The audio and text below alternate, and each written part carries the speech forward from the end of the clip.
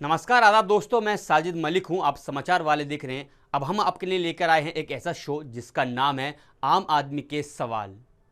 Getup भी आम आदमी का होगा, सवाल भी आम आदमी के होंगे, क्योंकि अब मेन स्ट्रीम मीडिया ने आम आदमी के सवाल पूछना बंद कर दिया है। उन लोगों से जिनकी जवाबदेही बनती है, उन लोगों से जिनको आम आदमी के सवालों का जवाब देना बनता है। लेकिन अब हमारे हिंदुस्तान की मेन स्ट्रीम मीडिया उन सबको भूल चुकी है। वो अब सवाल करती है कुछ और, वो बात करती है सरकार की, वो सरकार के फेवर में बात करती है। सरकार से सवाल पूछने की जगह वो आम आदमी से ही सवाल पूछती है। लेकिन अब हम जैसे लोग आपके सवाल ज़रूर उठाएंगे। आम आदमी के सवाल के थ्रू हम आपके अपने शो में आपके सवालों को रखेंगे और उनसे जवाब जरूर मांगेंगे।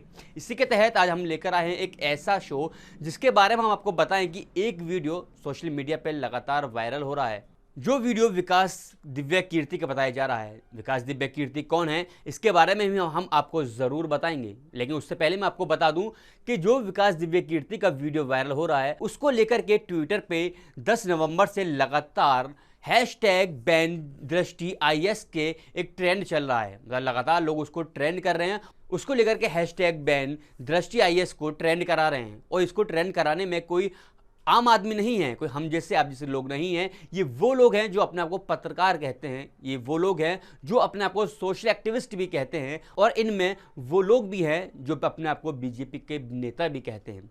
वीडियो क्या है, वीडियो पहले आप देख लीजिए, वीडियो आपके सामने है। रुको सीता रोगी बोला, शायद पूजा पाठ करनी होगी पहले कुछ। तो राम ने जो वाक्य बोला है ना, बड़ा खराब वाक्य बोला। मैं तो बोलते हुए मेरी जबान कट के गिर जाएगी, पर बोलना होगा, क्या करें। तो ऐसा वाक्य बोला है, वो वाक्य ये है कि हे सीते, अगर तुम्हें लगता है कि युद्ध मैंने तुम्हारे लड़ा है तो तुम्हारी गलतफहमी है। युद्ध तुम्हारे लिए नहीं लड़ा है, युद्ध अपने कुल के सम्मान के लिए लड़ा है। और रही तुम्हारी बात, जैसे कुत्ते द्वारा चाटे जाने के बाद घी भोजन योग्य नहीं रहता है, वैसे तुम अब मेरे योग्य नहीं हो। ये 45 सेकंड का वीडियो जो आपने देखा है, उसमें आप देख के समझ सकते हैं कि विकास दिव्य कीर्ति जो हैं वो माता सीता का अपमान कर रहे हैं, यानी कि सीता माँ को से उनकी तुलना कर रहे हैं, जो वाकई में बहुत शर्मनाक बात है। लेकिन इसकी सच्चाई क्या है, वो सच्चाई आपके सामने नहीं रखी गई। और इस वीडियो को जो ट्रेंड चलाया है, जो ट्विटर पे ट्वीट किए हैं, इसने कोई आम आदमी ने नहीं किया, या हम जैसे आप जैसे लोगों ने इसलिए नहीं किया क्योंकि उनको सच्चाई पता नहीं थी, और सच्चाई जानना सबका हक बनता है। लेकिन हिंदुस्तान के बड़े पत्रकार कहलाए जाने वाले लोग, हिंदुस्तान के सोशल एक्टिविस्ट कहलाए जाने वाले लोग, और हिंदुस्तान के बड़े नेता कहलाए जाने वाले लोगों ने इसको सोशल मीडिया पर और ट्विटर पर जमकर इसको वायरल किया है, बिना इसकी सच्चाई जाने की सच्चाई आखिर थी क्या। पहले मैं आपको बता दूं कि विकास दिव्य कीर्ति आखिरकार हैं कौन। विकास दिव्य कीर्ति जो हैं वो दृष्टि कोचिंग सेंटर चलाते हैं, यानी दृष्टि कोचिंग सेंटर के नाम से वो एक कोचिंग सेंटर चलाते हैं जिसमें UPSC के बच्चों को तैयारी कराई जाती है। मैंने कहा ना, आम आदमी अब बहुत तेज़ हो गया है। आम आदमी के सवाल अब आपके सामने रहेंगे तो जवाब तो बनेगा, नहीं बनेगा तो हम खोज कर ले आएंगे, लेकिन हम आपको गलत चीज़ें आपके सामने रिप्रेजेंट नहीं होने देंगे। तो विकास दिव्य कीर्ति ने जो UPSC के बच्चों को तैयारी कराते हैं, यानी कि हिंदुस्तान के तकरीबन सैकड़ों बच्चों को वो अब तक IAS बना चुके हैं, और वो बच्चे IAS बन करके हिंदुस्तान की सेवा कर रहे हैं और सर्विस उनको अच्छे से दे रहे हैं।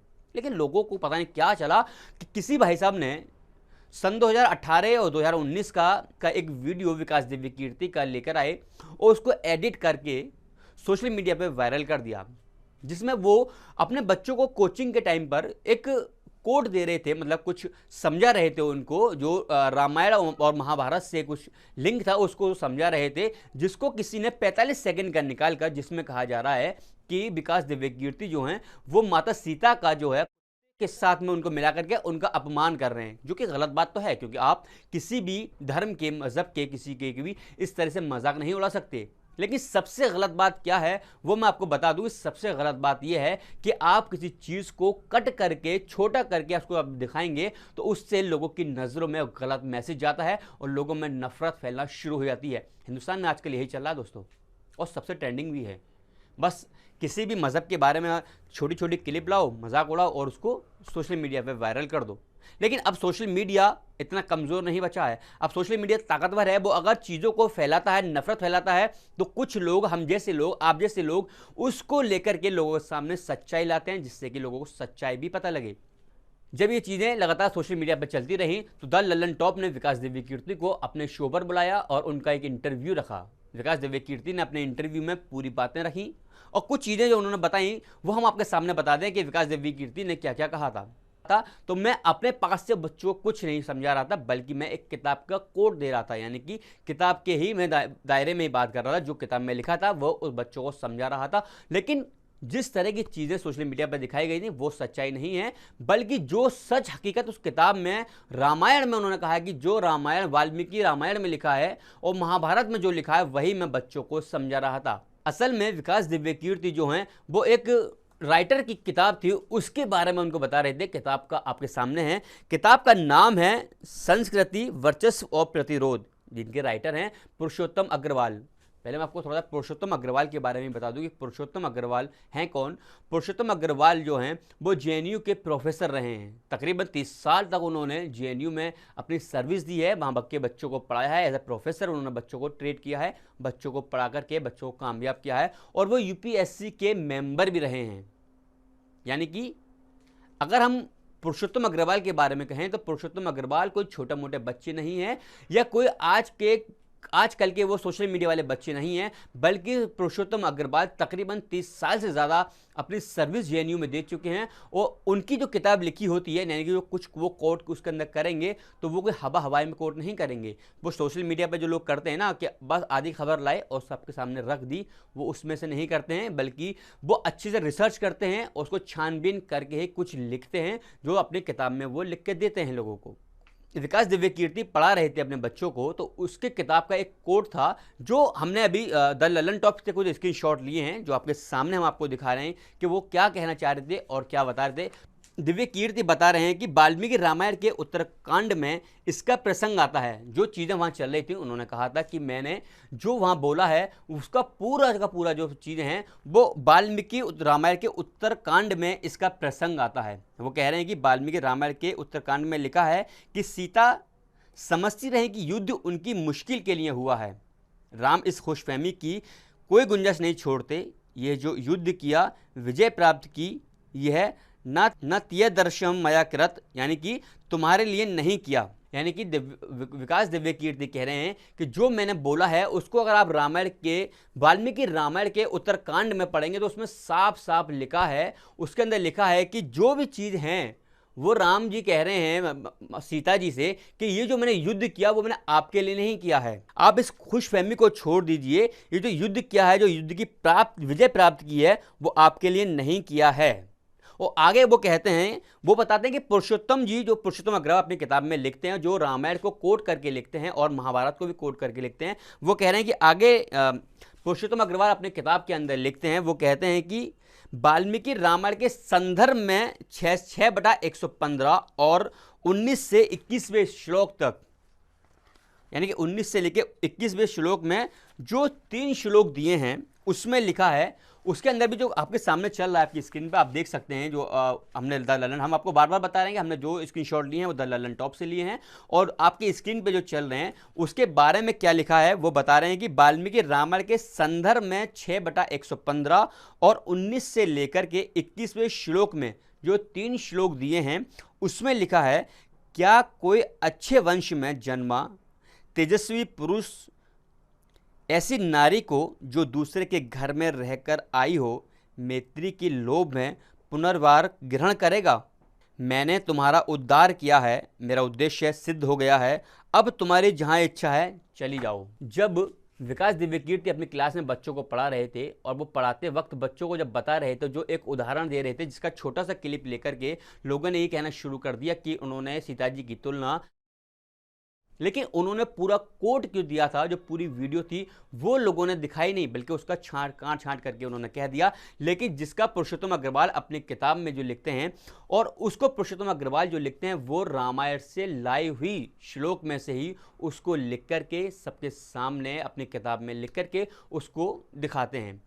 और उसी का जो जिक्र कर रहे थे विकास दिव्य कीर्ति, जो अपने बच्चों को ट्यूशन, अपने बच्चों को कोचिंग दे रहे थे। उनका साफ साफ कहना है कि यूपीएससी की तैयारी है, यूपीएससी कोई हलवा नहीं है। अगर मैं बच्चों को डीप में नहीं जाकर पढ़ाऊंगा तो वो अपने पेपर सही से नहीं लिख पाएंगे, और ये हकीकत बात भी है दोस्तों। विकास दिव्य कीर्ति कहते हैं कि जो उन्होंने कोट किया था वो वाल्मीकि रामायण के श्लोक में से उन्होंने कोट किया है। पुरुषोत्तम अग्रवाल ने जो अपनी किताब में लिखा है वो महाभारत से भी लिया गया है, यानी कि सीता जी के बारे में और राम जी के बारे में महाभारत के अंदर भी लिखा है। और ये ऐसे ही नहीं है, आप जो साफ साफ कहते हैं, आप चाहें तो महाभारत में जाकर के चेक कर लें, जो स्क्रीनशॉट हम आपके सामने फिर से दिखा रहे हैं।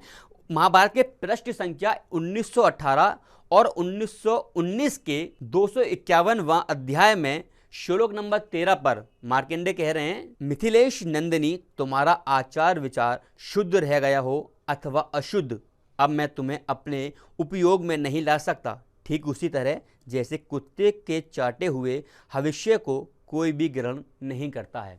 ये चीज़ें दोस्तों महाभारत के अंदर लिखी हैं। मैंने कहा ना कि आम आदमी को और आप छोटी सी क्लिप ला के दिखाओगे तो भैया हम तो नहीं होने देंगे।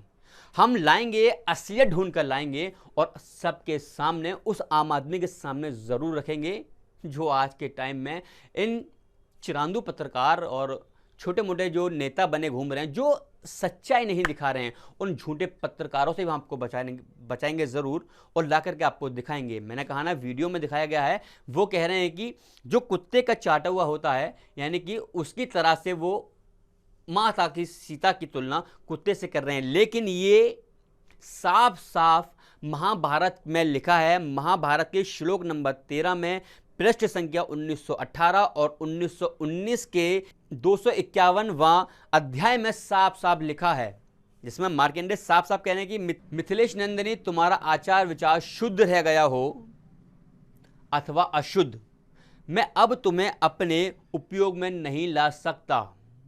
ठीक उसी तरह जैसे कुत्ते के चाटे हुए भविष्य को कोई भी ग्रहण नहीं कर सकता है। दोस्तों ये बात जो हो रही थी वो रामायण और महाभारत के श्लोक में से लेकर की गई है, जिसको पुरुषोत्तम अग्रवाल ने अपनी बुक संस्कृति, वर्चस्व और प्रतिरोध में साफ साफ लिखा है, जिसको लेकर के विकास दिव्य कीर्ति अपने जब बच्चों को ट्यूशन पढ़ा रहे थे, वो भी वीडियो 2018 या 2019 की बताई जा रही है, जिसको कोई साहब निकाल कर लाए और उन्होंने सोशल मीडिया पर एडिट करके उसको लोगों के सामने लाना शुरू कर दिया। जबकि विकास दिव्य कीर्ति वो शख्स हैं जो अब तक हिंदुस्तान को सैकड़ों आईएएस दे चुके हैं, और सैकड़ों आईएएस जो आज के टाइम में हिंदुस्तान में लगातार हिंदुस्तान के लोगों की सेवा में लगे हुए हैं और सेवा कर रहे हैं। लेकिन उनके भी छवि बिगाड़ने के लिए लोगों ने किस लेवल की नीचपना लाना शुरू कर दिया है। घबराओ ना दोस्तों, हम हैं ना, हम लाएंगे सच्चाई ढूंढ करके आपको सामने लाकर रखेंगे, चीज़ों को आपको ज़रूर बताएंगे जैसे ही लोगों को पता लगे कि सच्चाई क्या है। और इसको मैं बता दूं, इस झूठ को फैलाने में कोई छोटे मोटे लोगों ने हाथ नहीं फैलाया है। इस झूठ को फैलाने में सबसे पहले आप एक ट्वीट देखिए जो आपकी स्क्रीन पे चल रहा है। प्रदीप भंडारी अपने ट्वीट में क्या लिखते हैं, आपके सामने ट्वीट है, आपको ट्वीट पढ़ के हम बता रहे हैं कि कुत्ते द्वारा चाटे जाने वाले घी की तुलना माता सीता से। दृष्टि आईएएस ट्रेनिंग के संस्थापक विकास दिव्य कीर्ति की ये काल्पनिक बातें भगवान राम के हर वक्त की भावना को आहत कर रही हैं, लेकिन क्योंकि इन्होंने हिंदू धर्म का मजाक उड़ाया है इसलिए इनको एफआईआर नहीं पुरस्कार मिलेंगे। इन्हें लास्ट में लिखते हैं कि क्योंकि इन्होंने हिंदू धर्म का मजाक उड़ाया है इसलिए इनको एफआईआर नहीं पुरस्कार मिलेगा। यानी कि हर बात को जब आप ट्वीट करते हो तो इनकी जो लैंग्वेज है ना, उस लैंग्वेज को थोड़ा समझने की कोशिश करो। लैंग्वेज में वो इतना गंदा लिखते हैं क्योंकि इन्होंने हिंदू धर्म का मजाक उड़ाया है इसलिए इनको एफआईआर नहीं पुरस्कार मिलेगा। मतलब आप हिंदू धर्म का नाम लेकर के क्या कहना चाह रहे हैं कि अगर किसी और धर्म के बारे में ये बोल देते तो क्या इनके ऊपर एफआईआर हो जाती? क्या ये बिना सच्चाई जाने कानून इनको अरेस्ट कर लेता? क्या कानून सच्चाई नहीं जानने की कोशिश करेगा? क्या कानून के सामने सच्चाई नहीं लाई जाएगी? या आपके ट्वीट को देख करके, सिर्फ आपकी बंदा गुलाटी को देख करके, जिस तरह का शो आप कर रहे हो उसको देख करके किसी भी आदमी को पकड़ो जेल में डाल देंगे? इसके अलावा ये भाई साहब कम नहीं है, इसके आगे भी कोई एक भाई साहब और हैं, वो हैं मेजर सुरेंद्र पूनिया, जो एथलीट रह चुके हैं और आज के टाइम में वो बीजेपी के भी नेता बने घूम रहे हैं। वो भी अपने ट्वीट में क्या लिखते हैं, आपके सामने ट्वीट है।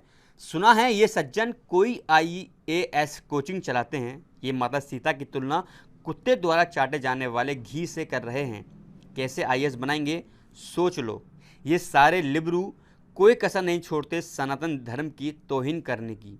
बाकी किसी भी धर्म के बारे में बोलने से पहले फेविकॉल पी लेते हैं।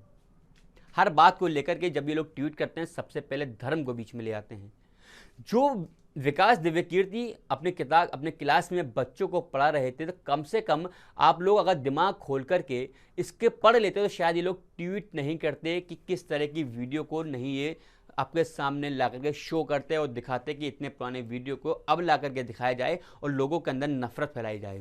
लेकिन ये जो मैंने आपको बताया, इनमें एक बीजेपी के नेता हैं और दूसरे हैं पत्रकार।